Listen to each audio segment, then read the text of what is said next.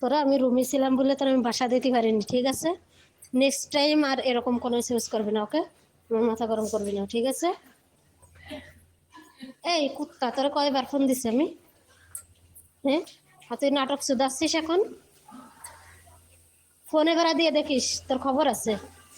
Phone দিবি না আমার ফোনে আর। ফোন দিলি ফোন ধরবি না, ফোন পরে তুই নাটক শুধাবি। তোর নাটক আমি আর দেখবো না, সার, চুপ করে থাক।